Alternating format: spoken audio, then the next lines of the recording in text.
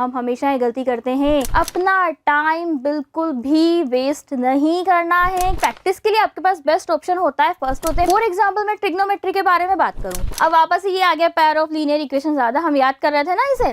ऐसे आपको टाइम बचा बचा के सेक्शन ए को सॉल्व करना है। Hello my dear students, welcome to the amazing platform of learning. तो बच्चों कैसे हैं आप सब, और आपकी 10th बोर्ड की प्रिपरेशन कैसी चल रही है। आई होप बहुत अच्छे से आप लोग अपने 10th बोर्ड के लिए प्रिपरेशन कर रहे हैं। एंड अब तो हमारे पास बहुत कम टाइम रिमेनिंग है, तो कुछ बेसिक टिप्स मैं आपको बता देती हूँ कैसे आपको प्रिपेयर करना है। सबसे फर्स्ट थिंग ये करनी है, जितना चैप्टर आपने पढ़ लिया है, हालांकि मैथ के एग्जाम में हमारे पास बहुत टाइम है, अभी मैथ का एग्जाम थोड़ा डिले है, लेट है, लेकिन अब एग्जाम ड्यूरेशन में ऐसा तो है हो नहीं सकता। फिजिक्स का एग्जाम है, ये मतलब आपके साइंस का एग्जाम है और आप पहले मैथमेटिक्स पढ़ रहे हैं, तो ऐसा तो ऑफकोर्स हम नहीं करते हैं। दैट्स वाई पहले से ही आपको सारी प्रिपरेशन अपनी कंप्लीट करनी है। तो जितने भी चैप्टर्स आपको करा दिए गए हैं, मतलब जो चैप्टर है ना कि हाँ ये चैप्टर तो मेरा बहुत अच्छा है, इसके तो मुझे सारे क्वेश्चन आते हैं, तो प्लीज़ उनको इग्नोर मत करना। हम हमेशा ये गलती करते हैं कि ये चैप्टर तो मुझे बहुत अच्छे से आता है, अरे छोड़ो ये तो मैं कर लूँगा या ये तो मैं कर लूँगी, तो ऐसा मत करना प्लीज़। आई अगेन रिपीट, उनको बहुत अच्छे से पहले आपको रिवाइज करना है। आफ्टर दैट फिर आप बाकी चैप्टर्स पे जाओ जो आपके थोड़े कम अच्छे हैं, कि हो गया ना ये चैप्टर अच्छा, इस पार्ट को रिवाइज करके मैंने साइड में रख दिया। जो चैप्टर आपके 70% तक आपको अच्छे से आते हैं, फिर उनके ऊपर वर्क करो। उनके ऊपर वर्क किया कि हाँ ये चैप्टर हमने पढ़ लिया, ये हमारा चैप्टर कंप्लीट हो जाएगा। फिर उसके बाद ऐसा अगर कोई चैप्टर है जो आपने स्टार्टिंग से अभी तक नहीं पढ़ा है, तो बच्चों एग्ज़ाम टाइम पर कुछ भी न्यू पढ़ने से बिल्कुल आपको बचना है। ये बात आप बहुत अच्छे से सुन लीजिए, ठीक है, क्योंकि एग्ज़ाम टाइम है, तो हम कुछ भी न्यू पढ़ेंगे ना तो हमारा माइंड, ठीक है, अब और लेने की कैपेसिटी उसकी नहीं रहेगी, तो वो क्या हो जाएगा, हमें बहुत ज़्यादा प्रॉब्लम फेस करनी पड़ सकती है। तो पहली बात ये आपको ध्यान रखनी है कि कुछ भी न्यू नहीं पढ़ना है, जितना पुराना पढ़ लिया उसको आपको बहुत अच्छे से रिवाइज करना है। अपना टाइम बिल्कुल भी वेस्ट नहीं करना है किसी भी थिंग पर, ना ज़्यादा हमारे मोबाइल फ़ोन को यूज़ करने में, मतलब रील्स वगैरह में या फिर इंस्टा पे शॉर्ट्स वीडियो देखने में टाइम इतना स्पेंड नहीं करना है। फ्रेंड्स के साथ घूमना, बाकी सब चीज़ें कुछ महीने के लिए, मतलब 1-2 मंथ की बात है, इसके लिए आप उसको स्टॉप कर दो। आफ्टर दैट आपको थोड़ा गैप मिल जाएगा, ठीक है। तो अब इसके अलावा और कैसे करें मैम, प्रैक्टिस कैसे करें, हमने पढ़ लिया। देन प्रैक्टिस के लिए आपके पास बेस्ट ऑप्शन होता है, फर्स्ट होते हैं PYQ, क्योंकि 10th बोर्ड में क्या एक ही बुक है आपके पास, ठीक है, उसी बुक में तो क्वेश्चन बार बार रिपीट होते हैं। तो आप अगर उसको देखोगे, एनालिसिस करोगे, तो आपको पता चलेगा कि यार ये वाला चैप्टर ना मेरे लिए इंपॉर्टेंट है। फॉर एग्जांपल मैं ट्रिग्नोमेट्री के बारे में बात करूं, तो आपको पता है कि वहां से प्रूफ करने वाले क्वेश्चन आते ही है। वहां पर जो हमारे ट्रिग्नोमेट्रिक रेशियोज हैं, यानी कि जिनमें वैल्यू फॉर्म करने वाली होती है, तो वो क्वेश्चन भी हमारे पास फॉर्म होते हैं। तो उनका आपको बहुत अच्छे से ध्यान रखना है कि उन्हें हम बहुत अच्छे से पढ़ लें। सारे फॉर्मूलाज आपको लर्न करने हैं, सिर्फ फॉर्मूलाज लर्न करना सफिशिएंट नहीं है, उन्हें आपको कैसे अप्लाई करना है वो भी बहुत ज़्यादा इंपॉर्टेंट है। ओके, तो आज मैं आपके लिए लेकर आई हूँ एक सैम्पल पेपर, ताकि आपकी प्रिपरेशन और अच्छी हो सके। और अब हम इस सैम्पल पेपर की हेल्प से क्या करेंगे, हम पहले तो ये सीखेंगे कि बोर्ड का पेपर हमें कैसे अटेम्प्ट करना है। आफ्टर दैट हम इसमें कुछ जो क्वेश्चन है उनका भी सॉल्यूशन देखेंगे, और बोर्ड पेपर क्या पैटर्न क्या रहने वाला है वो सारा डिस्कशन आज हम यहाँ पर इस वीडियो लेक्चर में करने वाले हैं। ओके, तो चलिए फिर हम स्टार्ट करते हैं। और आपको क्या करना है, साथ साथ जो क्वेश्चंस यहाँ पे गिवन है सॉल्व करते चलिएगा, ताकि आपकी प्रैक्टिस भी हो जाएगी, तो दोनों काम आपके एक साथ हो जाएंगे। आपको स्ट्रेटेजी भी मिल जाएगी कि कैसे मुझे आगे के लिए प्रिपेयर करना है, आपको बोर्ड पैटर्न का पता भी चल जाएगा और आपकी प्रैक्टिस भी हो जाएगी। चलिए यहाँ पे देखो बच्चों, हम बात करते हैं, कुछ आपको मिले हुए रहते हैं जनरल इंस्ट्रक्शन, और आज जो हम 10th का पेपर सॉल्व करने वाले हैं तो वो हमारा है स्टैंडर्ड। देखो, क्योंकि मैथ में स्टैंडर्ड एंड बेसिक 2 फॉर्म होते हैं ना, तो अभी हम स्टैंडर्ड पेपर को सॉल्व करने वाले हैं। बेसिक वाला पेपर भी बिल्कुल सेम होता है, सेम पेपर पैटर्न रहेगा, बस बेसिक का लेवल थोड़ा सा लो रहता है, मतलब as compare to standard. Standard में क्वेश्चन थोड़े हाई लेवल के आते हैं, मतलब उसमें जो लैंग्वेज होती है ना, तो उसको समझना हमारे लिए कभी कभी कॉम्प्लिकेटेड फॉर्म हो जाता है। क्लियर यहाँ तक सभी को? तो ऐसे बच्चे जो बेसिक के लिए प्रिपेयर कर रहे हैं, मतलब जिनको बेसिक एग्जाम देना है, तो वो भी आप इस वीडियो को देख सकते हैं। बहुत सारी थिंग ऐसी है, ऐसे भी क्वेश्चन है जो डायरेक्ट बेसिक में भी है और जो डायरेक्ट यानी कि सेम क्वेश्चन स्टैंडर्ड में भी रिपीट हो रहे हैं। अब बात करते हैं हम पेपर पैटर्न के बारे में। तो देखो, पेपर पैटर्न आपको पता है कि 5 सेक्शन रहेंगे, A B C D E, ठीक है।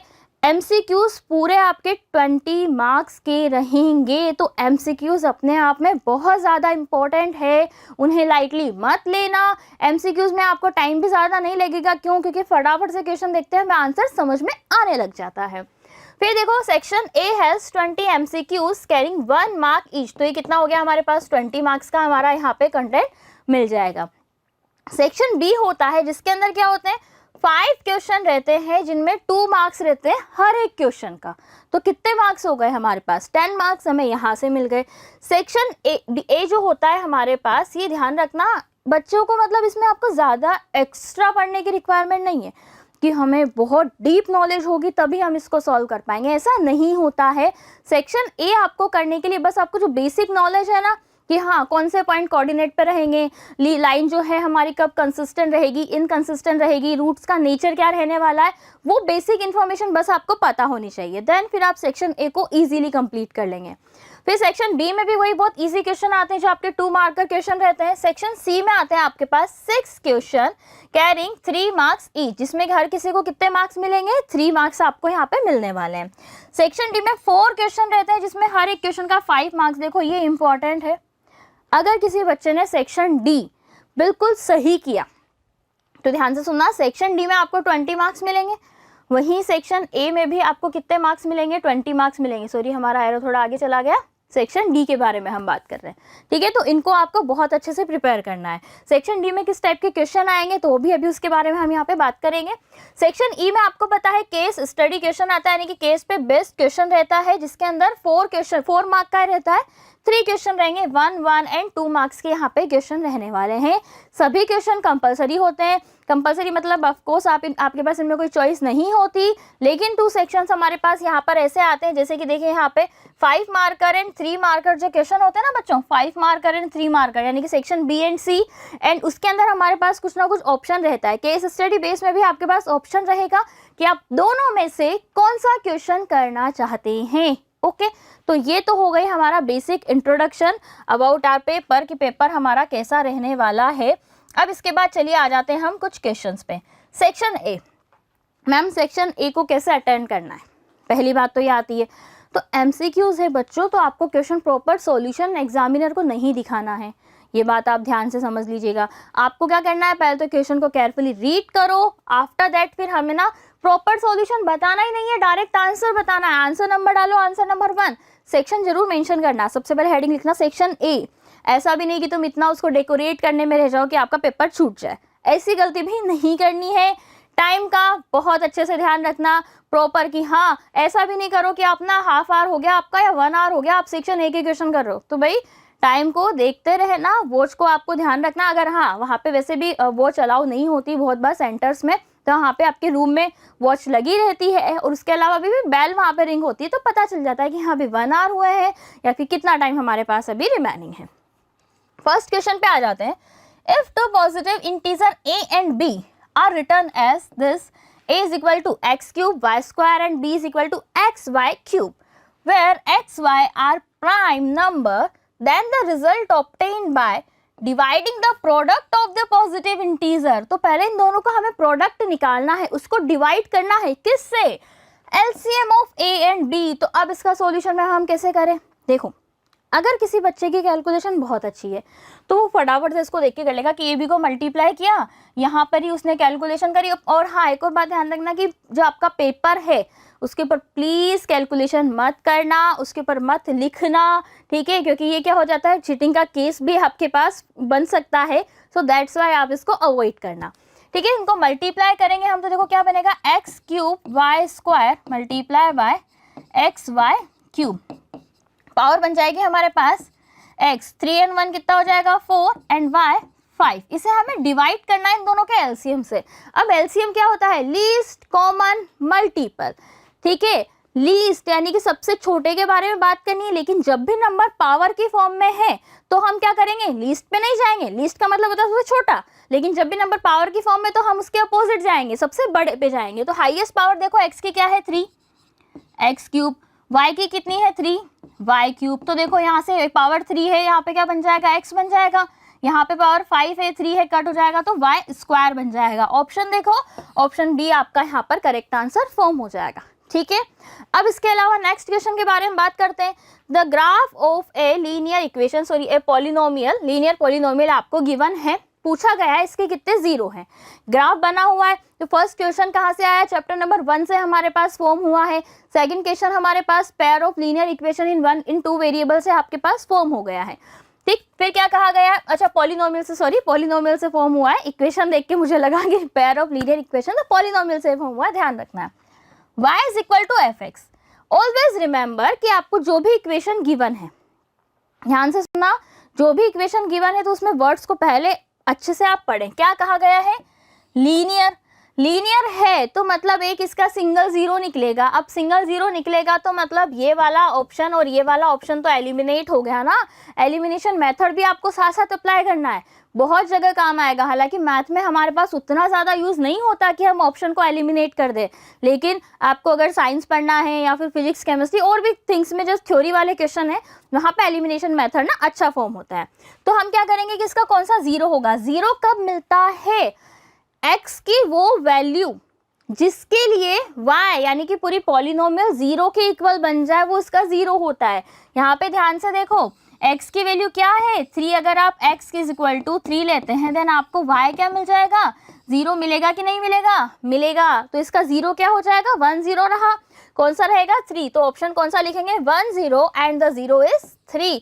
बहुत से बच्चे ना इसको टिक कर देंगे तो ध्यान ये कहेंगे कि मैम 2 बार कट कर रहा है, अरे एक्स एक्सिस को इंटरसेक्ट करना चाहिए तब जाके हम यहाँ लिखेंगे। अगर ये लिखा होता ना x is equal to f of y, ठीक है, वाई की कौन सी वैल्यू, ध्यान से सुनना, y की कौन सी वैल्यू जो इस फंक्शन को क्या कर दे, जीरो के इक्वल कर दे, तो फिर हमारे पास डिफरेंट ऑप्शन यहाँ पे फॉर्म हो जाता। बट तब तक आपको ध्यान रखना है क्वेश्चन को केयरफुली, इसलिए बोलती हूँ मैं कि रीड करना है आपको क्वेश्चन को। नेक्स्ट पे चलो देखो, नेक्स्ट क्वेश्चन की अपन बात करते हैं, क्वेश्चन नंबर 3। ओके, अब वापस ये आ गया पेयर ऑफ लीनियर इक्वेशन, ज्यादा हम याद कर रहे थे ना इसे। So the lines representing the given pair of linear equation are non intersecting, which of the following statement is true. Non intersecting है, पैरेलल लाइन है, यानी कि कंसिस्टेंट है या इनकंसिस्टेंट है, बताओ आपको कंसिस्टेंट मिलेगी या इनकंसिस्टेंट मिलेगी, फटाफट से मुझे कमेंट करके बताइए आप, ठीक है। तो जब भी दोनों लाइन पैरेलल होती है तो क्या होता है, a1/a2 is equal to b1/b2, ठीक है, दोनों इक्वल होते हैं but not equal to c1/c2 होता है। तो ऑप्शन देखो, ऑप्शन बी यहाँ पर है। अगर ऐसा होता इज इक्वल टू c1/c2 तो दोनों का ग्राफ ना एक ही ग्राफ बनता, ठीक है। और अगर मान लो पहली थिंग ऐसे आ जाती a1/a2 is not equal to b1/b2, तो आपको किस तरह का ग्राफ मिलता, कहीं ना कहीं ये दोनों लाइन आपस में इंटरसेक्ट कर रही होती, तो एक आपको इसका यूनिक सॉल्यूशन मिल रहा होता। ये बात आपको ध्यान रखनी है। नेक्स्ट देखो, वापस से नेचर ऑफ रूट्स का हमारे पास क्वेश्चन आ गया है, जो कि बच्चों लास्ट ईयर भी क्वेश्चन फॉर्म हुआ था, ठीक है। लास्ट ईयर अगर आप देखोगे ना पेपर सॉल्यूशन, तो वहां पे पता है क्या पूछा गया था, एक इक्वेशन आपको गिवन थी और कहा था कि वो क्या कंडीशन है जिसमें रूट्स रहेंगे रेशनल रहेंगे। तो रेशनल में पता है बहुत सारे बच्चे कंफ्यूज हो गए, रेशनल वाला तो हमने कभी केस पढ़ा ही नहीं है, ग्रेटर देन इक्वल टू पढ़ा है, लेस देन इक्वल टू पढ़ा है, इक्वल टू 0 पढ़ा है, रेशनल वाला केस क्या। तो बच्चों ध्यान रखना, रेशनल कब होगा, जब b² - 4ac ग्रेटर देन 0 तो रहेगा, ठीक है, लेकिन वो अगर परफेक्ट स्क्वायर रहेगा, यानी कि डिस्क्रिमिनेंट आपका परफेक्ट स्क्वायर रहेगा, तो हम कहेंगे कि जो रूट्स है रेशनल रहेंगे। यहाँ पे देखो क्या बनेगा, b², तो मैं डायरेक्ट लिख रही हूँ यहाँ पे b² मतलब -6 होल स्क्वायर -4, a की वैल्यू कितना है 9, c की वैल्यू कितनी है -2। अब आपको कैलकुलेशन आगे नहीं करनी है, क्यों नहीं करनी भाई, टाइम बचाना है ना, टाइम कैसे बचेगा, ऐसे ही तो बचेगा, कैलकुलेशन आपको नहीं करनी है। क्यों, क्योंकि आपको देखो सिर्फ साइन देखना है, आपको पता है ये भी पॉजिटिव है, ये माइनस माइनस ये भी प्लस बन जाएगा, तो दो पॉजिटिव वैल्यू को करेंगे तो पॉजिटिव यानी कि ग्रेटर देन 0 ही तो आएगी ना, वैल्यू पॉजिटिव आएगी। तो कैलकुलेशन में क्यों टाइम हम स्पेंड करें जब डायरेक्ट आंसर मिल रहा है। अगर ग्रेटर देन 0 होती है तो हमारे पास क्या होती है, 2 डिस्टिंक्ट रियल रूट फॉर्म होता है, 2 से ज्यादा रूट तो इसके हो ही नहीं सकता, क्योंकि इक्वेशन ही आपके पास क्वाड्रेटिक है। तो ऐसे स्मार्टली आपको इसे सॉल्व करना है। नेक्स्ट देखो, what is the ratio in which the line segment joining 2, -3 and 5, 6 is dividing by x axis। x axis से वो डिवाइड करा है, तो इसका मैं आपको फटाफट से फॉर्मूला बताती हूँ, तरीका बताती हूँ कैसे करना है। मान लो कि ये दोनों लाइन है, एक पॉइंट यहाँ है एक पॉइंट यहाँ है, एक को नेम दे दिया हमने, वाला पॉइंट हो जाएगा 2, -3, ये पॉइंट है आपके पास 5, 6, ये गया हमारा एक्स एक्सिस। अब ये आपको एक्स एक्सिस अगर इंटरसेक्ट करेगा तो y कोऑर्डिनेट यहाँ पर क्या रहता है, 0 रहता है ना। तो मतलब अगर मैं इस पॉइंट के कोऑर्डिनेट निकालूं x, 0 बनेंगे कि नहीं बनेंगे, बिल्कुल बनेंगे, क्यों नहीं बनेंगे। तो बस यहाँ पे हमें लगाना है लाइन सेगमेंट वाला वो फॉर्मूला, जैसे कि वो करते हैं ना कि किस तरह से इंटीरियर उसको बाइसेक्ट कर रहा है, इंटीरियर उसको डिवाइड कर रहा है, वो वाला फॉर्मूला। तो क्या होता है mx2 + nx1 divide by m + n। Same thing y के लिए फॉर्म होती है। अब बच्चे गलती करेंगे कि x की जगह लगाएंगे, तो भाई x वाली वैल्यू तो मुझे पता ही नहीं है ना, मुझे तो y वैल्यू पता है। मान लो इसका रेशियो क्या गिवन है आपको, m और n, यहाँ पे इसको हम इधर सॉल्व कर देते हैं, ठीक है। अच्छा, एक क्वेश्चन हमारा रह गया एपी वाला, चलो एपी वाला क्वेश्चन भी अभी हम लेते हैं, ठीक है। फिर हमें यहाँ पर क्या करना है, देखो कैसे फॉर्मूला आप अप्लाई करोगे। तो my1 my2, m के साथ y2 कहाँ आ जाएगा 6m + ny2, तो ये क्या बन जाएगा 3n divide by m + n = 0 रहेगा, ठीक है। डिवाइड बाय m + n = 0 आपको यहाँ पे फॉर्म हो रहा है, = 0, यहाँ अपॉन में m + n बन जाएगा, ठीक है, = 0 है, =0 है तो m + n वाली वैल्यू चल जाएगी, 6m - 3n बन जाएगा, = 3n बन जाएगा। क्या बनेगा यहाँ से 6m = 3n। तो आपको m/n का रेशियो निकालना है। तो देखो n को इधर मल्टीप्लाई करोगे तो क्या बनेगा 1/2 बनेगा ना। तो बस 1/2 कहाँ नजर आ रहा है, 1:2, ये आपका इसका आंसर फॉर्म हो जाएगा, ठीक है। बेचारा एपी हमारा छूट गया, यहाँ पे छोटा सा चैप्टर है। तो एपी आपको गिवन है सेम कॉमन डिफरेंस, दोनों का कॉमन डिफरेंस क्या है, मान लो कॉमन डिफरेंस आपको दे दिया d, दोनों का सेम है।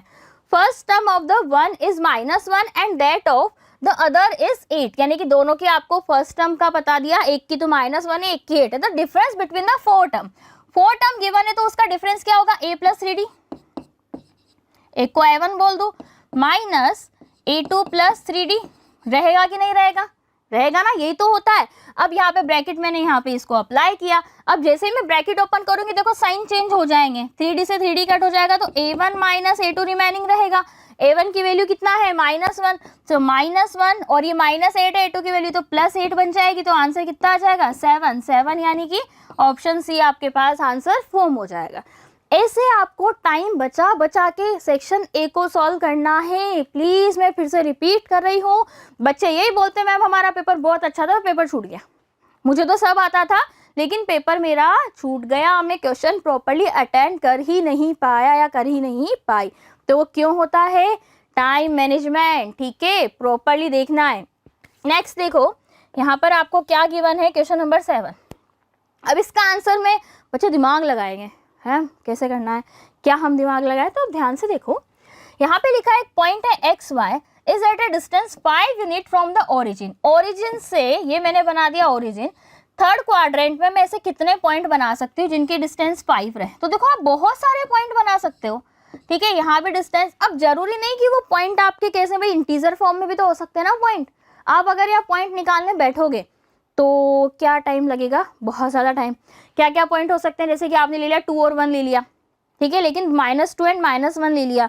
फिर उसके अलावा एक पॉइंट आपने ले लिया -1 एंड -2, देखो यहाँ 2 तो यही बन गए, कैसे बन गए, 2 पॉइंट हो गए ना आपके पास यहाँ पे। तो क्यों आपको ध्यान रखना है, अच्छा वो तो √5 बन गया, अभी 25 लाना है, वो तो √5 बन गया, ठीक है। तो 2 पॉइंट वो नहीं लेंगे, डिफरेंट पॉइंट रहेंगे, यानी कि दोनों का सम आपके पास √5 आना चाहिए, √5 आना चाहिए। तो √5 हमें कब मिलेगा 16 एंड, और कहाँ पे हम लेते हैं, एक तो होता है 16 एंड सेकंड पॉइंट हमारे पास क्या आता है 9, दोनों को ऐड करूंगी मैं 25 आएगा। तो एक पॉइंट तो हम -3 -4 ले सकते हैं। तो बेसिकली इसका ऑप्शन ना 1 भी हो सकता है, -3 -4 तो रहेगा ही रहेगा। उसके अलावा मैम एक पॉइंट का 0,5, देखो 0,5 हम ले लेंगे या 0,5, लेकिन उस क्वाड्रेंट में फॉर्म हो जाएगा, ठीक है। तो फिर यहाँ पर हम क्या करेंगे, एक में -4 और -3 भी तो फॉर्म हो सकता है, ऑफ कोर्स हो सकता है, दोनों वैल्यू डिफरेंट है। फिर कोई बच्चा कहेगा मैम इसमें अगर हम थोड़ा सा डेसिमल में कुछ चेंजमेंट कर दो तो चलेगा, अरे ऑफ कोर्स चलेगा। तो यहाँ पर आप बहुत सारे पेयर बना सकते हो, इवन आप ड्रॉ करके देखना। क्या करना, इस तरह से बना रखा है। अपना स्केल लेना, पॉइंट पे 0 रखना, यहाँ पे ऊपर और 5 की ना लाइन खींचना। अलग अलग पे ना 5 सेंटीमीटर की बहुत सारी लाइन ड्रॉ कर सकते हैं। तो बहुत से बच्चे इसमें 2 आंसर लगा के 2 टिक करेंगे, बट ये नहीं, इनफाइनाइट मैनी इसका आंसर फॉर्म होगा।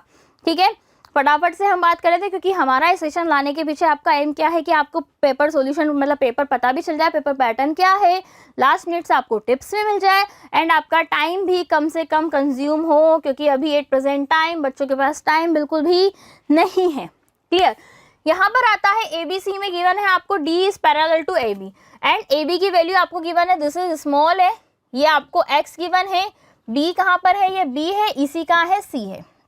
ठीक है, अब इसको देखते हैं, बच्चे बोलेंगे मैम BPT अप्लाई कर लो पैरेलल लाइनें, पर ध्यान से रखिएगा, पैरेलल लाइन में BPT क्या कहता है कि अगर ये दोनों मिड पॉइंट को जोड़ने वाली लाइन क्या होती है, पैरेलल होती है। अगर ये मिड पॉइंट होते हैं, एक भी अगर मिड पॉइंट आपको गिवन होता, एक साइड का भी मिड पॉइंट होता, तो हम कह सकते कि हाँ यार ये वाला भी मिड पॉइंट था, बट मिड पॉइंट की तो बात ही नहीं कर रही है, तो फिर हम क्या करेंगे, क्या हम जो दोनों ट्राइंगल हैं इनको सिमिलर प्रूफ कर सकते हैं क्या? ऑफ कोर्स कर सकते हैं। तो यहाँ पे देखो ये एंगल आपके सेम रहेंगे, ये वाला एंगल दोनों ट्राइंगल में कॉमन आ रहा है, एक तो ट्राइंगल ये रहा और एक बड़ा वाला ट्राइंगल जो आपको यहाँ पे नजर आ रहा है। ठीक है, तो यहाँ से अपने पास क्या बन जाएगा, अगर मैं सिमिलर है तो सिमिलर साइड के करस्पॉन्डिंग साइड का रेशियो क्या होता है, सेम होता है। तो x/a इज इक्वल टू, इसकी साइड है c अपॉन पूरी साइड हो जाएगी b प्लस c। तो यहाँ पर हमारे पास एक ये रेशियो बन जाएगा, इसको हम क्या लिख सकते हैं, ac upon b plus c, को ट्रांसपोज कर दे, ac upon b plus c mean option B, यहाँ पर आपको इसका करेक्ट आंसर मिल जाएगा। ठीक है, नेक्स्ट क्वेश्चन की ओर चलो। देखो नेक्स्ट क्वेश्चन क्या कहता है कि ओ जो एक सेंटर है of a circle and code PQ max and angle of 50 degree. Okay, and code PQ max and word को ध्यान से पढ़ना, and angle 50 degree with the tangent, कि जो कोड है टेंजेंट के साथ 50 डिग्री का एंगल बना रही है। ठीक है, अब बच्चे क्या करेंगे, वो ऐसे बोलेंगे मैम ये 50 है तो ये वाला एंगल भी 50 अपन कर दे, क्यों, ऑल्टरनेट इंटीरियर एंगल। अरे आपको पैरेलल लाइन कहाँ बोली गई है कि वो लाइन पैरेलल है, जब कहा नहीं है तो मानना क्यों है। ठीक है, तो हम क्या करेंगे, ये 50 है तो ये वाला पार्ट देखो 40 होगा कि नहीं होगा, अरे होगा ना, क्योंकि टेंजेंट और रेडियस के बीच में कितना एंगल बनता है, 90 डिग्री फॉर्म होता है। ये 40 है तो ये भी कितना रहेगा, 40, 40 प्लस 40 कितना हो जाएगा, 80, 80 है तो ये वाला सेंटर 100 डिग्री, 100 यानी कि ये वाला ऑप्शन बी इसका करेक्ट आंसर आ गया। बस दैट्स इट, सिंपल वे में करो, ज्यादा इसमें कैलकुलेशन आपको करनी ही नहीं है, ज्यादा दिमाग हमें नहीं लगाना है। नेक्स्ट देखो, एक क्वाड्रिलेटरल आपको गिवन है, PQRS इज ड्रॉन यहाँ भी in the circumscribe a circle. तो एक सर्कल आपके पास बना हुआ है और आपको कुछ वैल्यूज गिवन है, PQ is equal to 12, QR given है, RS 14 गिवन है, देन आपको SP की वैल्यू निकालनी है। देखो अब इसको निकालने का तरीका हम कैसे इसको सॉल्व कर सकते हैं, ये देखो यहाँ पर हम ऐसे मान लेते हैं, इसको थोड़ी देर के लिए 12 वगैरह को भूल जाओ। मान लो आपको पता है कि जो वैल्यूज हैं, यानी कि किसी भी पॉइंट से अगर सर्कल पर हम 2 टेंजेंट बनाते हैं तो उन टेंजेंट की वैल्यू सेम होती है। इसको अगर मैं स्मॉल a बोलूँ तो ये भी स्मॉल a रहेगी, ये अगर स्मॉल a केवल इतना सा पार्ट, ये भी स्मॉल b रहेगी, ये स्मॉल c है तो ये भी स्मॉल c, ये स्मॉल d है तो ये भी स्मॉल d। तो यहाँ से रिजल्ट मेरे पास क्या क्या निकल रहा है, फर्स्ट रिजल्ट तो ये निकल रहा है a plus B is equal to 12, equation 1। Second आपके पास क्या निकल रहा है, b plus C is equal to 15, एक निकल रहा है c plus D is equal to 14। ये 1 2 और ये वाली हो गई थर्ड। अगर मैं इक्वेशन इसमें से 2 में से थर्ड सब्ट्रैक्ट कर दूं, 2 - 3 अगर मैं कर रही हूँ तो मुझे क्या मिलेगा, यहाँ से देखो c से c कट जाएगा तो b - d is equal to 1, तो b की वैल्यू क्या मिल जाएगी, 1 प्लस डी, और ये वाली वैल्यू इक्वेशन 1 में मैं पुट करूंगी तो a plus 1 plus D is equal to 12, 1 transpose किया, a plus D is equal to 11, और a प्लस डी क्या है, SP ही तो है ना, तो बस हो गया काम, कहाँ गई, ये ना ऑप्शन डी, फटाफट आंसर खत्म। आगे ज्यादा दिमाग लगाने की रिक्वायरमेंट में फिर से कह रही हूँ, सेक्शन ए में टाइम मत लगाना बच्चों, मुझे इसलिए टाइम लग रहा है, मैं आप लोगों को एक्सप्लेन कर रही हूँ, समझा रही हूँ, बाकी और भी डिफरेंट थिंग्स आपको बता रही हूँ। यहाँ पर आ जाओ, साइन थीटा आपको गिवन है। अब देखो साइन थीटा गिवन है तो यहाँ पे आ जाएंगे हम, पंडित बद्री प्रसाद हर हर बोले। ठीक है, साइन थीटा क्या होता है, परपेंडिकुलर अपॉन हाइपोटेन्यूज। अगर मैं यहाँ से बेस निकालूं तो क्या मिलेगा, देखो हाइपोटेन्यूज स्क्वायर यानी कि B square minus perpendicular square A square, इसका स्क्वायर रूट, बेस मिल जाएगा, मुझे कोस थीटा पूछा गया। कोस क्या होता है? Base upon hypotenuse. बेस कहाँ पर है? ये रहा, तो square root of B square minus A square upon hypotenuse कितना था? बी, तो ये कहाँ पे मिल रहा है आपको? ऑप्शन सी इसका आंसर हो गया। That's it.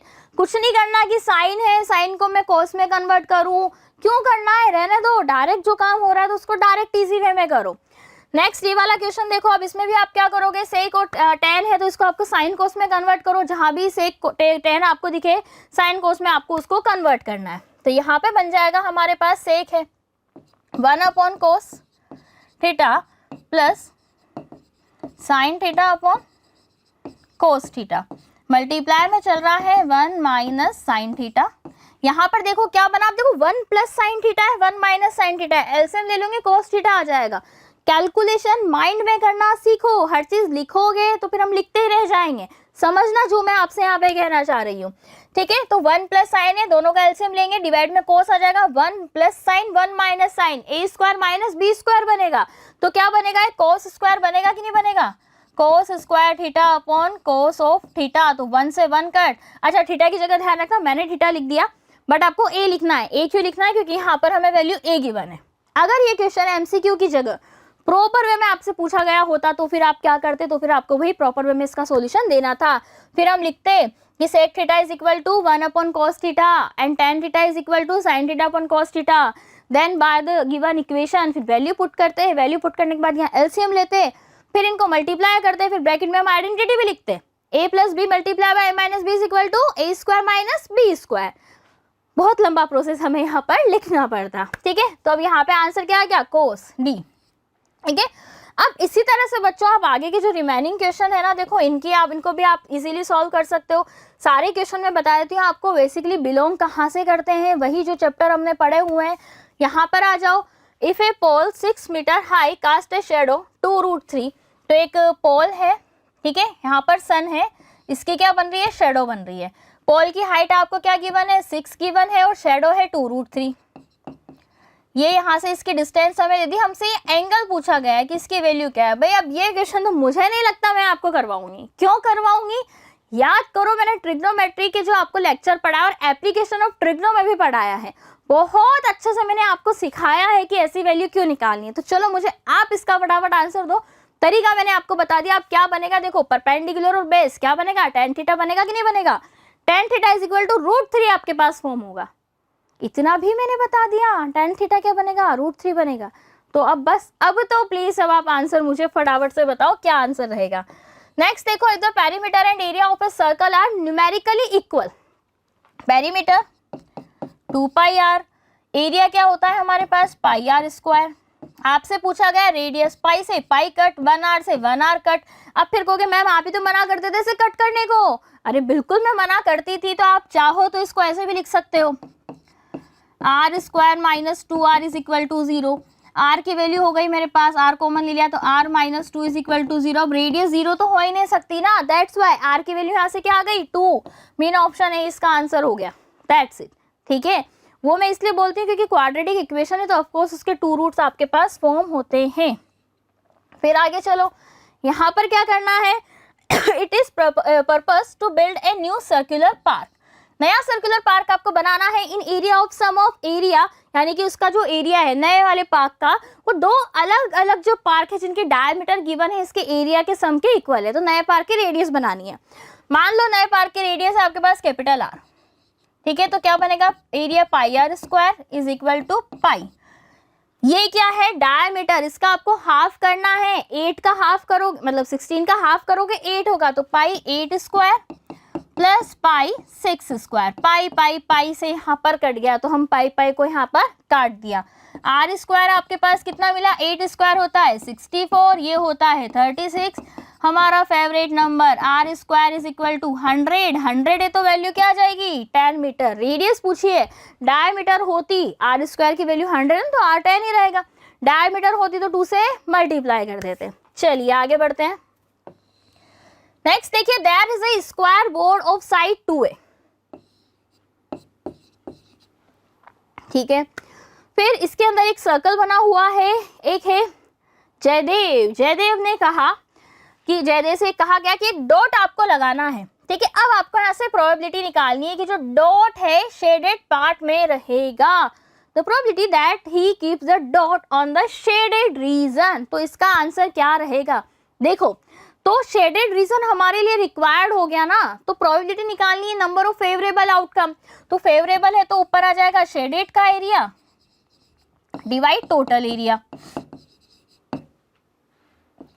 यहां से देखो ये अगर 2a है तो ये रेडियस a हो जाएगी, नहीं हो जाएगी, हो जाएगी। शेडेड का निकाला तो स्क्वायर में से स्क्वायर 2a है, 2a का एरिया निकालूंगी तो 4a square minus pi r square, r की जगह स्मॉल है, divide by total area. Total area कितना है 4a square, a square a square a square common ले लो, क्या बचा 4 माइनस पाई अपॉन 4। कहाँ है 4 माइनस पाई अपॉन 4, ये रहा ऑप्शन बी इसका करेक्ट आंसर हमें अगेन मिल गया। आगे बढ़ो भाई, नेक्स्ट क्वेश्चन क्या कहता है, फिर प्रोबेबिलिटी का क्वेश्चन आ जाएगा। 2 कार्ड्स ऑफ, 2 कार्ड आपको गिवन है, कौन से हैं, एक है हमारे पास heart and spade are missing. एक पूरी हमारे पास कार्ड्स थी, कार्ड का पैकेट था, 2 यहाँ पे इतने हमारे पास, देखो 6 कार्ड आपके पास मिसिंग है। A card is drawn at random from the remaining packet. What is the probability of getting a black card? Black card मिलने की प्रोबेबिलिटी क्या है मैम? ब्लैक कार्ड के लिए हमें बहुत सक्सेसफुल होना पड़ेगा। जानते हो ना ब्लैक कार्ड क्या होता है, जानते होंगे बच्चे, ठीक है। तो कितने स्पेशल पर्सन को मिलता है ब्लैक कार्ड, ओके, तो हम भी स्पेशल ही हैं। तो पहली बात तो ये आती कि 52 कार्ड है मेरे पास, देखो 2 और 4 यानी कि 6 कार्ड यहाँ से कट हो गए, तो कितना रिमेनिंग रहा 46 रिमेनिंग रहा। डिनोमिनेटर यानी कि टोटल फेवरेबल आउटकम नहीं, टोटल आउटकम कितने हो गए 46। तो ये दोनों ऑप्शन तो यहाँ से एलिमिनेट हो गए, बचे गया तो ये आएगा, ये आएगा। फिर हम बात करते हैं ब्लैक कलर के कार्ड कितने होते हैं, देखो 13 13 26 होते हैं।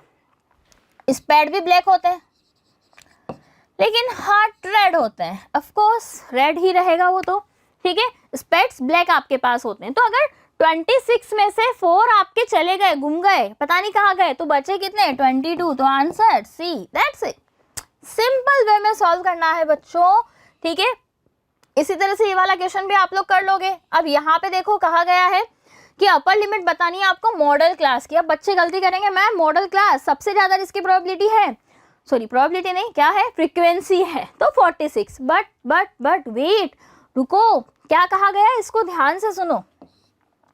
बिलो 140, बिलो 150, 45, बिलो 150, तो मतलब उनसे कम वैल्यू गिवन है। तो ये इसको, तो ये जो वैल्यू है ना, जब इस तरह से लिखा होता है बिलो लिखा रहे या लेस देन लिखा रहे, तो मतलब जो वैल्यू आपको फ्रीक्वेंसी नहीं, ये CF होती है, क्यूमुलेटिव फ्रीक्वेंसी होती है। तो पहले आपको CF बनानी, आपको फ्रीक्वेंसी निकालनी पड़ेगी 4, इन दोनों का डिफरेंस 7, फिर इन दोनों का डिफरेंस देखो आपको यहाँ पे मिल जाएगा हमें 18, फिर इन दोनों का डिफरेंस मिलेगा हमें 11।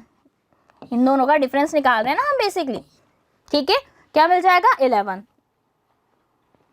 इन दोनों का डिफरेंस 6, इन दोनों का सॉरी इन दोनों का डिफरेंस आपको यहाँ पे मिल जाएगा 5।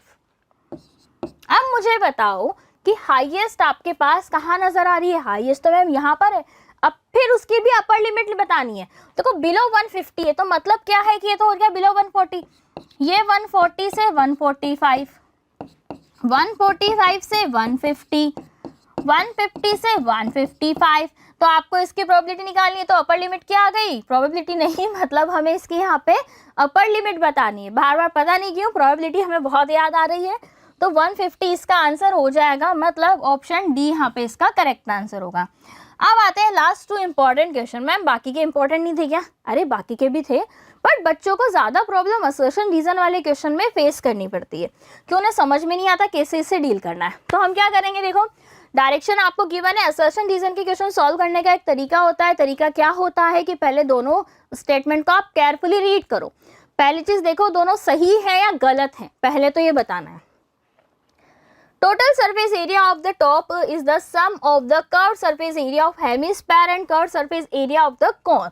तो ये जो गिवन है इसका कर्व सरफेस एरिया और इसका कर्व सरफेस एरिया CS है, इसके सम से टॉप का हमारे पास टोटल सरफेस एरिया निकलता है। बिल्कुल सही बात है, इसमें तो कहीं गलत हो ही नहीं सकता।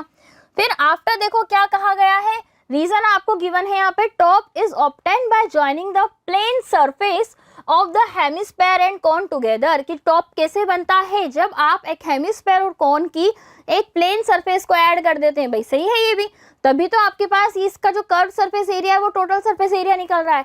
तो मतलब दोनों करेक्ट भी है और देखो रीजन इसकी करेक्ट एक्सप्लेनेशन भी करता है। ऑप्शन कौन सा सही होगा? Both assertion and reason are true and reason is the correct explanation of assertion. Okay, next देखो, ये हमारे पास आ गया अर्थमेटिक प्रोग्रेशन। चलिए स्टेटमेंट गिवन है, क्या ये एक अर्थमेटिक प्रोग्रेशन है? तो चेक करने का तरीका क्या है, इन दोनों का डिफरेंस निकालो। अब डिफरेंस कैसे निकालेंगे?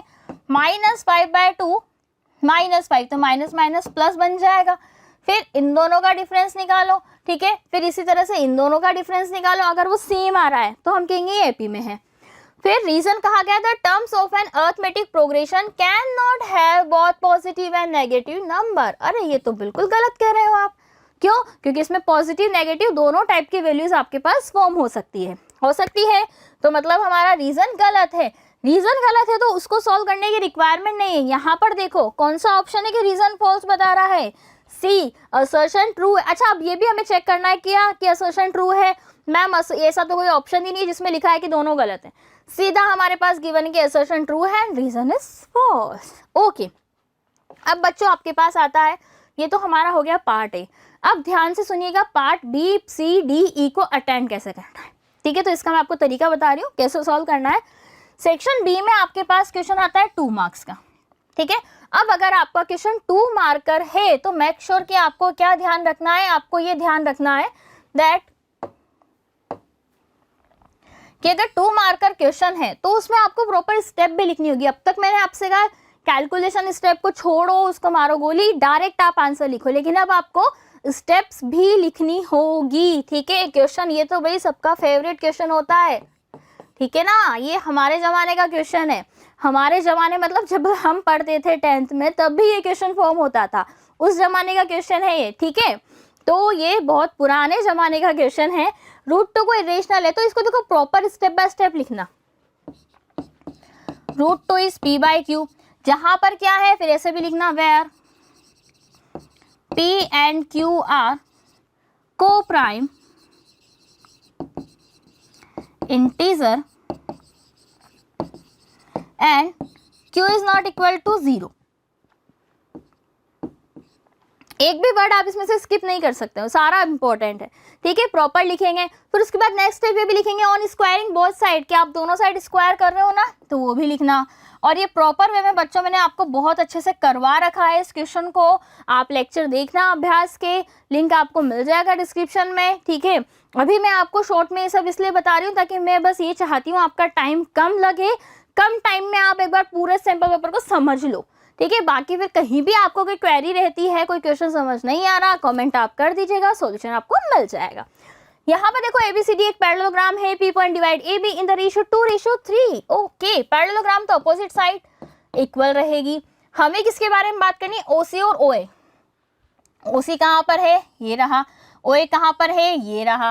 अब आप खुद सोचो, अगर आपको इनके रेशियो में रिलेशन निकालना है, भाई बात आती है कि मैम सॉल्यूशन समझ आ जाता है पर सोचना कैसे है वही नहीं पता चलता, सपने नहीं आते कि कैसे सोचें।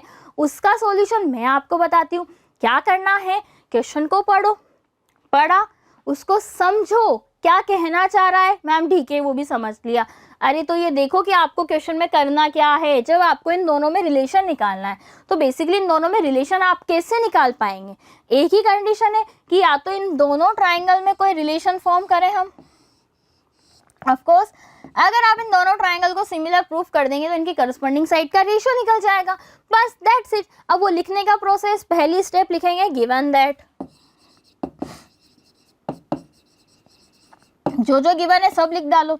हम पूरा क्वेश्चन लिख देंगे? अरे नहीं, सिंबॉलिक फॉर्म में लिखना है, यानी कि आपको नॉर्मल केवल सिंबल यूज करने हैं। ABC is equal to this, BC is equal to this, let the value given that is this, बस इतना सा लिखना है, ठीक है।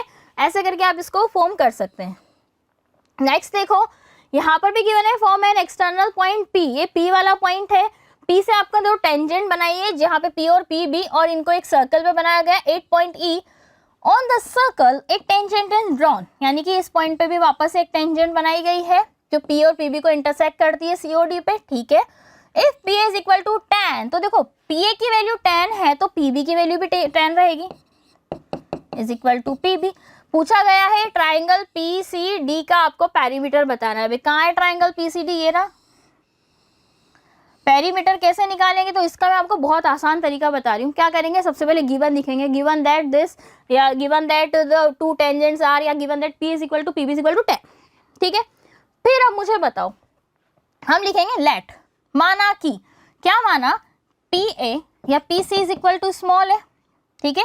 ये अगर ये अपने स्मॉल ए मान ली और यहाँ से यहाँ तक डी वाली लाइन हमने स्मॉल बी मान ली, P D is equal to small b. तो मुझे बताओ ये वाला पार्ट जो सी ए, ये कितनी रिमेनिंग रहेगी, 10 माइनस ए, ठीक है। ये भी कितना रिमेनिंग रहेगा, 10 माइनस बी, नॉट ए, ठीक है। अगर ये 10 माइनस बी है तो ये वाला पार्ट भी आपको 10 माइनस बी मिलेगा और ये वाला पार्ट 10 माइनस ए मिलेगा, ठीक है। सारी साइड पता चल गई, ऐड कर दो। जैसे ही ऐड करोगे तो a plus 10 minus A plus B plus 10 minus B, B B A cut, तो क्या आ जाएगा 20 आंसर। देखो सिंपल आंसर आ गया, बट तरीका आपको क्या करना है, प्रॉपर स्टेप बाय स्टेप इसका एक्सप्लेनेशन करना है। ये क्वेश्चन तो देखते ही बच्चे बड़े खुश हो गए होंगे, मैम मजा आ गया इस क्वेश्चन में। तो क्यों मजा आ गया भाई, ये क्वेश्चन तो हमने क्लास में कितनी बार किया हुआ है। तो क्या करना है, एनसीईआरटी का क्वेश्चन है, कहीं ज्यादा दूर भी नहीं जाना आपको। ट्रिग्नोमेट्री है, √3 की वैल्यू क्या होती है, 10, 30 एंड 60, बस। तो आपको a प्लस बी और a माइनस बी में एक इक्वेशन मिल जाएगी, सॉल्व हम कर लेंगे। यहाँ पर x की वैल्यू आपको निकालनी है, तो क्या करेंगे हम, देखो सारी वैल्यूज पुट कर दो, sin 60, cosec 30, tan 30, उसके ऊपर स्क्वायर है, तो यहाँ पे tan 30 की वैल्यू निकाल के उसका स्क्वायर करना है। फिर x में एक लीनियर इक्वेशन बनेगी, x की वैल्यू हम सॉल्व कर लेंगे। नेक्स्ट देखो, 3 वर्टेक्स हैं यहाँ पे ट्राइंगल ए बी सी के, इनको सेंटर बनाया गया, ठीक है। ये ए बी सी सेंटर बनाया गया, आर्क यहाँ पे कट किए 14 सेंटीमीटर के, तो यहाँ पे 3 आर्क इस तरह से कट किए गए। आपको इन आर्क का एरिया निकालना है। अब देखो ये बन रहा है एक छोटा सा सेक्टर, सेक्टर का एरिया क्या फॉर्मूला का होता है, θ/360 degree multiply by pi r square, ठीक है।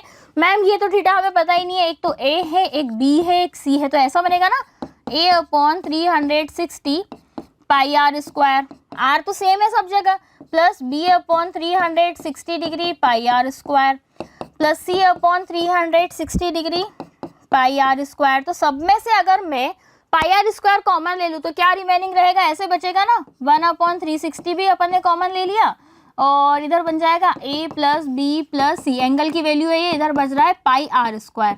बस a plus B plus C की वैल्यू क्या हो जाएगी, 180, तो 180/360 मल्टीप्लाई बाय 22/7, 14, बस 0 से 0, 18 से कट हुआ 2 टाइम, 2 से ये कट हो जाएगा 7, 7 से 7, 22 को 14 से मल्टीप्लाई करना, आपका आंसर फॉर्म हो जाएगा।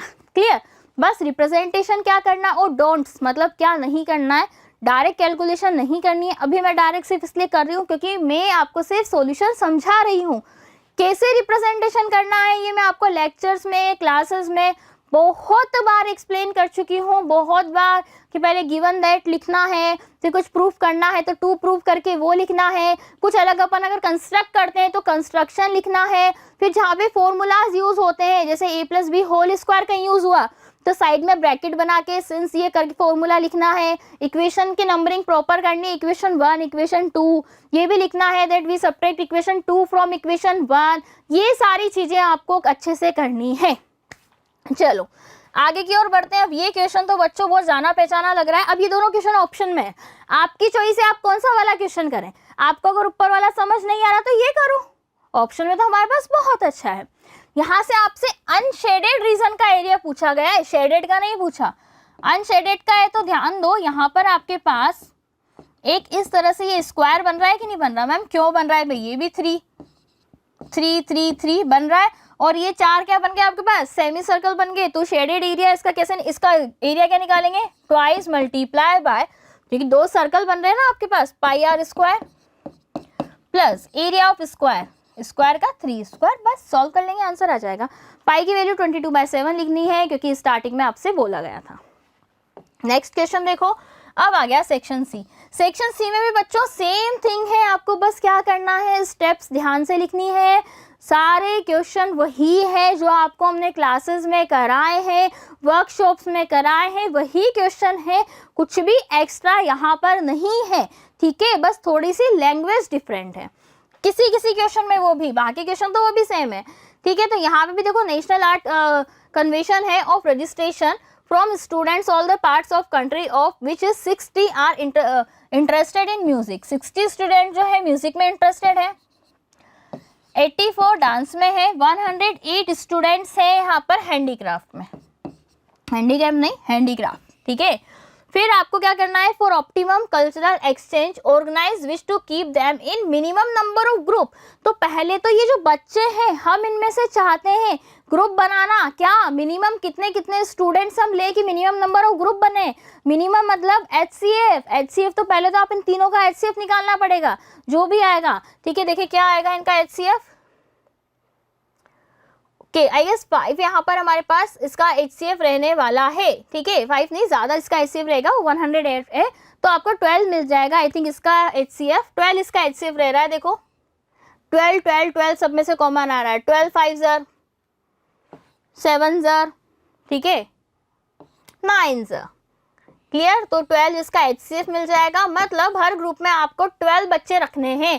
अब 12 बच्चे रखने हैं तो ग्रुप कितने बनेंगे ये तो देखो, तो अगर 60 स्टूडेंट्स हैं यहाँ पर मैं हर एक ग्रुप में से 12 स्टूडेंट ले रही हूँ तो 5 ग्रुप यहाँ पे बनेंगे।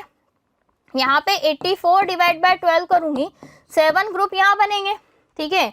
108 डिवाइड बाय 12 करूँगी तो 9 ग्रुप यहाँ बनेंगे। तो कितना हो जाएगा अपने पास, देखो ये बन गया हमारे पास 16 एंड 5, ठीक है। ये हमारे पास यहाँ पे बन गया 21, क्लियर। मतलब टोटल 21 ग्रुप बनेंगे। और फिर आगे क्या कहा गया है, ये तो अभी हमने ग्रुप के बारे में बात करी, ग्रुपिंग।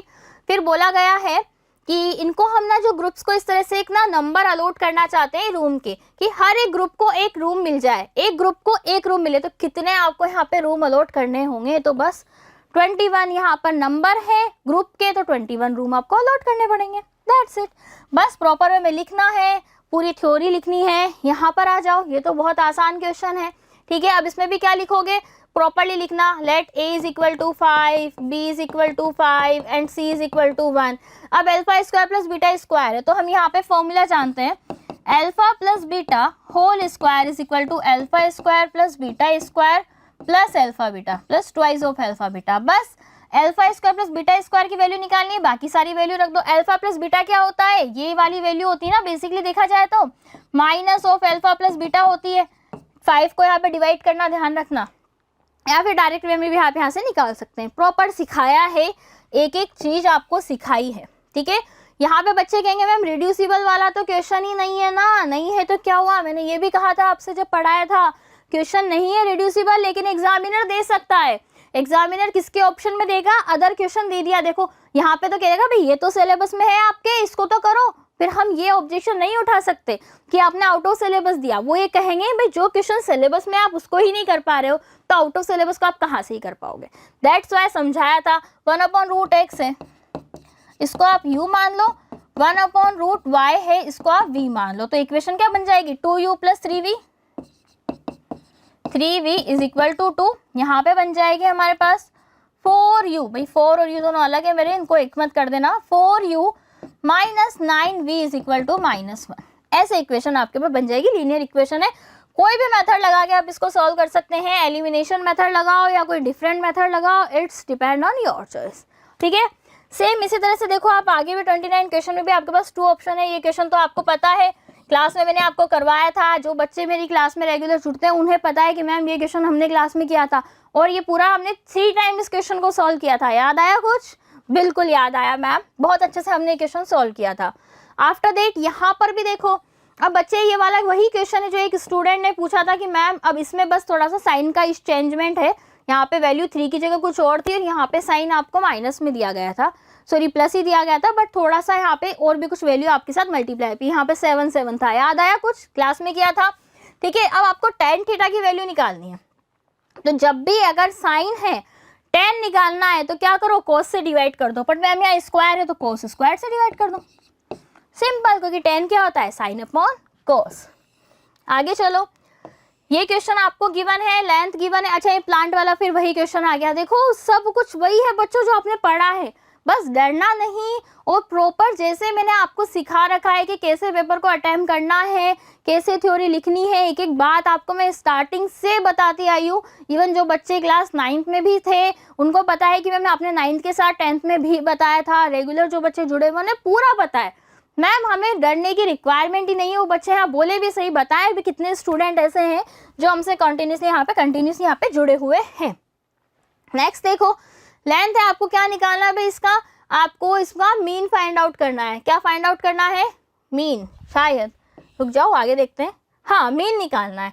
अब मीन निकालने के लिए 2 ऑप्शन है। पहली बात तो देखो, आपकी जो ये सीरीज है तो ये एक्सक्लूसिव सीरीज में आपको बनाना है, इंक्लूसिव है। तो यहाँ पे क्या करेंगे, इधर तो ऐड कर देंगे 118.5 माइनस 125.5, इधर क्या करो यहाँ पे, सॉरी 126.5, एक साइड ऐड किया तो एक साइड कम करना पड़ेगा ना हमें, यहाँ पे हमने थोड़ा मिस्टेक कर दिया, इसमें ऐड करेंगे, इसमें कम करेंगे, सॉरी, इस तरह से हमारा चल रहा है। मतलब मिनिमम जो वैल्यू है ना, लोअर लिमिट में कम करना है, अपर लिमिट में ऐड करना है। तो यहाँ पर आपके पास इस तरह से ना सीरीज बनती चली जाएगी। तो यहाँ पे भी देखो 135.5, 144.5 आगे बन जाएगी, तो आपकी सीरीज सही बन जाएगी। आफ्टर दैट अब बच्चे क्या करेंगे, मैम एक्स निकालें, एफ आपको गिवन है, F x upon summation F लगा ले। बट आपको सोचो ये वैल्यू को ज़्यादा बड़ी नहीं लग रही है हमें, बड़ी वैल्यू है तो इसका जब अपन x निकालेंगे, मिड वैल्यू निकालेंगे तो थोड़ी बड़ी आएगी।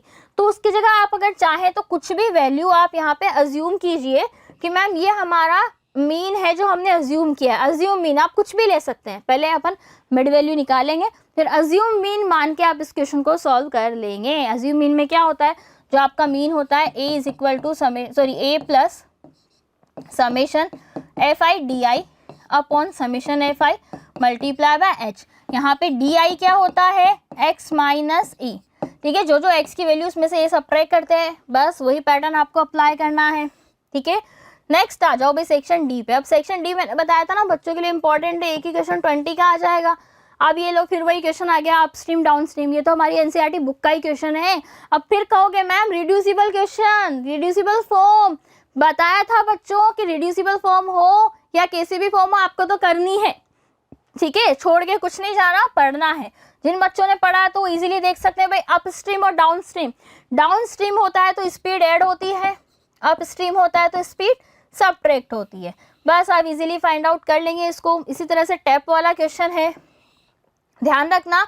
अब ये फिर आ गया भाई, ये लास्ट ईयर भी आया था भाई, state and prove BPT. BPT का स्टेटमेंट कहा था कि स्टेटमेंट को रट लो, अच्छे से याद कर लो, समझ लो, और इसको प्रूफ कैसे करते हो, और इसका कन्वर्ट्स का स्टेटमेंट भी याद कर लो और उसे भी आप प्रूफ कर लीजिएगा, मतलब कैसे इसको प्रूफ करना है।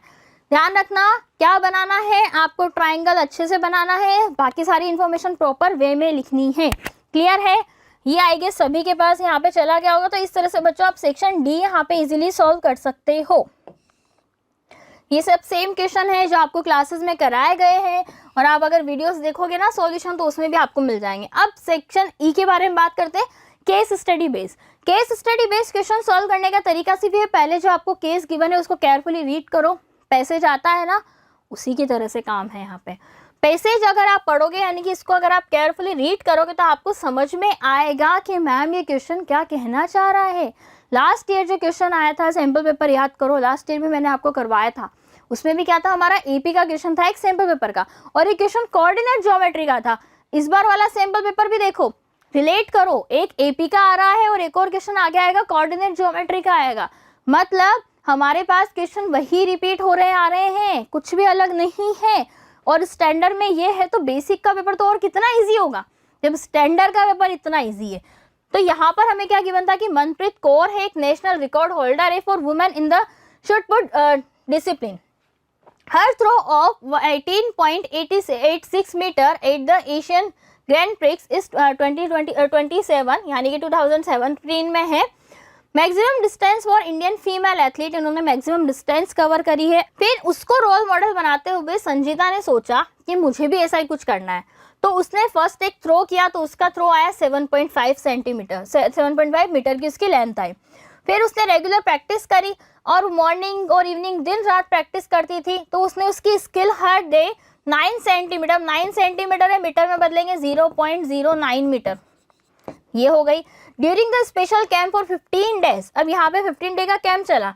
She started with 40 throw every day, कि एक दिन में, अब यहाँ पे दो बातें हैं, यहाँ तो थ्रो की लेंथ के बारे में बात हो रही है, यहाँ पे नंबर और थ्रो हो रहे हैं कि एक दिन में कितने नंबर ऑफ थ्रो वो कर सकती है। तो दो थिंग्स है बच्चों, दोनों में कंफ्यूज मत होना। kept increasing the number of throw by 12 to achieve this remarkable process। तो उसमें क्या हो रहा है, नंबर ऑफ थ्रो देखो यहाँ पे बढ़ते जा रहे हैं, ठीक है। आफ्टर दैट देखो नंबर ऑफ थ्रो हमारे पास बढ़ते जा रहे हैं। How many throw Sanjeeta practice on 11 day of the camp, camp में कितने उसने प्रैक्टिस किए, देखो हर डे यानी कितने बढ़ाए जा रही है, वो 15 का कैंप था और उसमें वो डेली अपने यहाँ पर इंक्रीज करती जा रही है, 12 को अचीव करती जा रही है, ठीक है। तो 12 को बढ़ाती जा रही है। फर्स्ट डे में 40 थे, तो बस हम 11 डे के फाइंड आउट कर सकते हैं ना, कर सकते हैं। नेक्स्ट देखो, what would be Sanjeeta throw distance, अब ये डिस्टेंस वाली बात आ गई ऊपर। डिस्टेंस में फर्स्ट क्या था, 7.56 मीटर, ठीक है। कितना इंक्रीज कर रही थी, यानी कि डी था आपके पास 0.09 मीटर, ठीक है। ये क्वेश्चन 2 मार्कर है, या तो आप ये वाला क्वेश्चन सॉल्व करोगे या ये वाला क्वेश्चन सॉल्व करोगे। यहाँ पे आपसे पूछा कि कितना टाइम लगेगा उसको इतनी मीटर की डिस्टेंस पहुंचने में, यानी कि एन टर्म गिवन है, ए एन, आपको एन की वैल्यू निकालनी है। सेम इसी तरह से ये वाला क्वेश्चन है बच्चों, तो इस क्वेश्चन को केयरफुली रीड करना। यहाँ पे ये कोऑर्डिनेट ज्योमेट्री का क्वेश्चन है, ठीक है। ऐसा क्वेश्चन आपको पता हो तो मैंने एक बार जब क्लास थी हमारी कुछ स्टूडेंट्स की, आप लोगों ने कहा था ना पर मैम कोऑर्डिनेट ज्योमेट्री वाली क्लास, तो उसमें मैंने आप लोगों को करवाया था ऐसा ही क्वेश्चन, 10th के जो स्टूडेंट्स हैं। बट वहाँ पर क्या है, हमने पर्सन को खड़ा किया हुआ था, यहाँ पे तो हमारे पास बॉलर है, पर्सन थे ABCDEFG, अलग अलग पर्सन थे, उनके बीच की डिस्टेंस निकालनी है। अगर किसी को एक लाइन में खड़ा करना है तो ट्राइंगल का एरिया निकालो, 0 के इक्वल कर दो। अगर आपको ये देखना है कि डिस्टेंस बतानी है, डिस्टेंस क्या है, तो डिस्टेंस फॉर्मूला आप वहाँ पे अप्लाई कर सकते हो, ठीक है। तो इस तरह से आप बच्चों अपना पूरा पेपर अटेम्प्ट करना। ये ध्यान रखना आप सबसे लास्ट में चाहो, पहले आप सेक्शन डी को करो। सेक्शन डी को सॉल्व करा या केस स्टडी वाले में दिमाग लगाओ, पहले स्टार्टिंग में एमसीक्यूज में ज़्यादा टाइम नहीं देना है। पहले डी वाला सेक्शन, अगर आपने 1 आवर में डी सेक्शन और केस स्टडी भी कंप्लीट कर लिया तो मतलब आपने आधी से ज़्यादा जंग जीत ली। अगर डी सेक्शन भी आपका कंप्लीट हो गया ना सेक्शन 1 आवर में, तो बहुत ठीक है, हो जाएगा काम। सेक्शन डी सेक्शन और केस स्टडी दोनों कर लेना, आपको 1 आवर में इतना टाइम निकालना है। फिर बाकी क्वेश्चन आप इजीली धीरे धीरे करते चलो। और एक बात ध्यान रखना, जैसा ही क्वेश्चन करते ही चलो, कुछ बच्चे होते हैं ना पहले कौन सा कर लिया, बाद में कौन सा करा, फिर बाद में कौन सा करा, कौन सा क्वेश्चन सॉल्व किया, तो आप उनको मार्क कर लेना कि मैम ये क्वेश्चन हम यहाँ पे कर चुके हैं, ये वाला क्वेश्चन हो गया। क्योंकि कभी ऐसा होता है हम सोचते हैं कि हमने कर लिया होगा, बट वो क्वेश्चन किया नहीं होता तो फिर वो हम छूट जाता है, फिर हम बाद में जाके पछताते हैं। तो ऐसा आपको नहीं करना है, ठीक है।